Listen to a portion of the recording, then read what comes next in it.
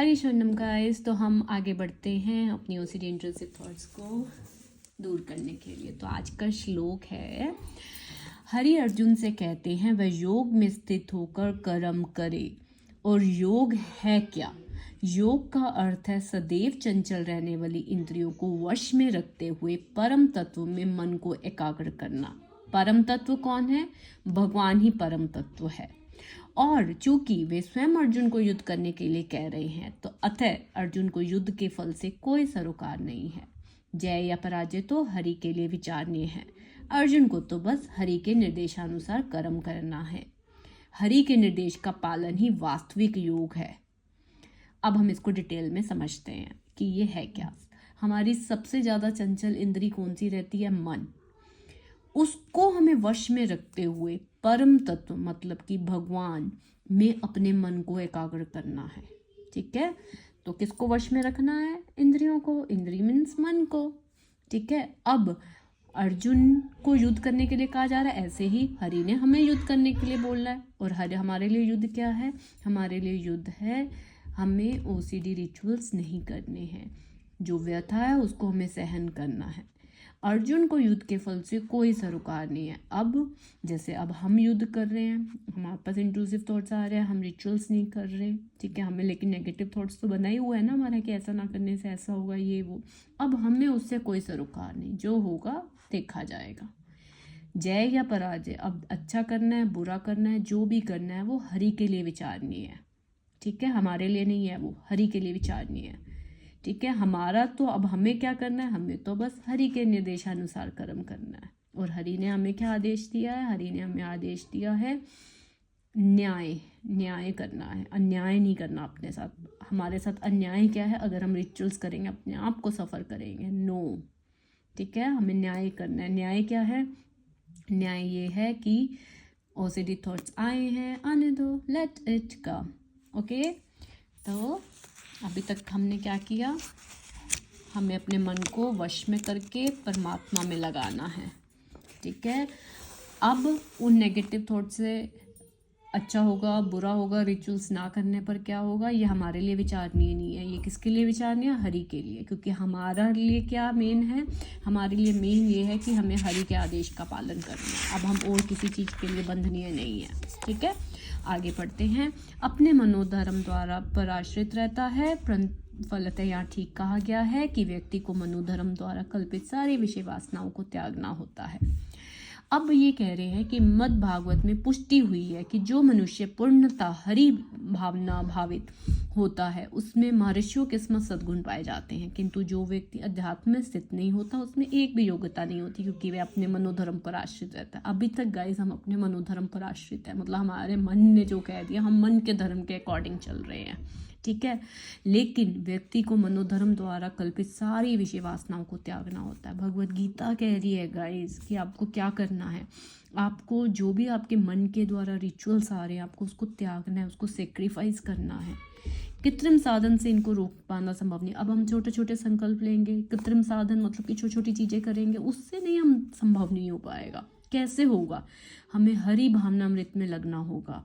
ठीक है, हरि को हमेशा याद करते रहो, जो काम कर रहे हो उसको याद करते रहो।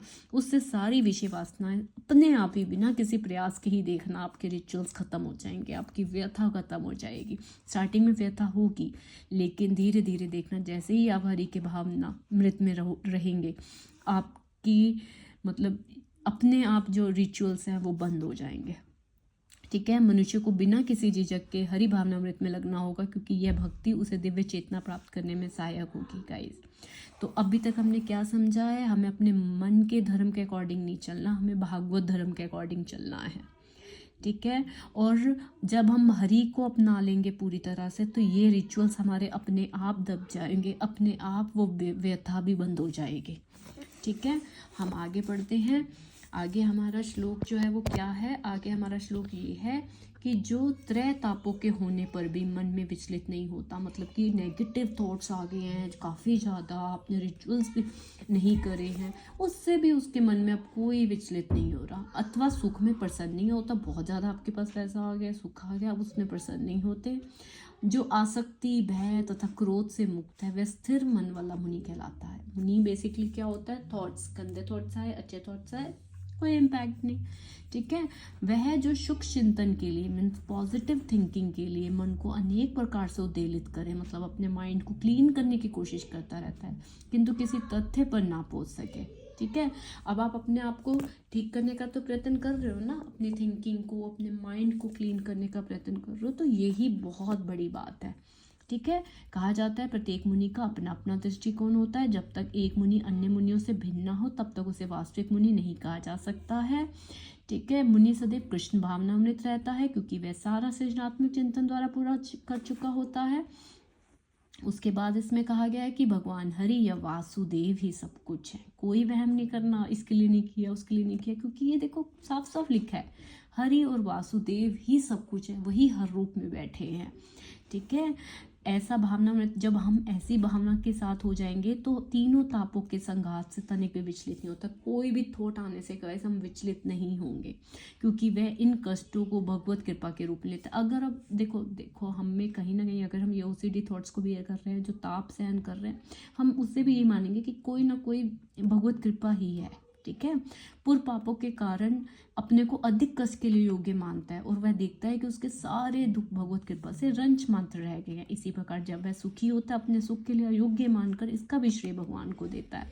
वह सोचता है कि भगवत कृपा से ही वह ऐसी सुख स्थिति में है, तो सारा श्रेय भगवान के ऊपर ही है, ठीक है।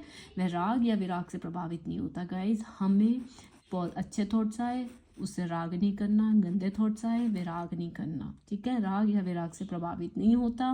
अपने इंद्रिय तृप्ति के लिए हमें कोई भी वस्तु का ग्रहण नहीं करना, कोई भी रिचुअल्स हमें नहीं करने अपनी इंद्रिय तृप्ति के लिए, ठीक है।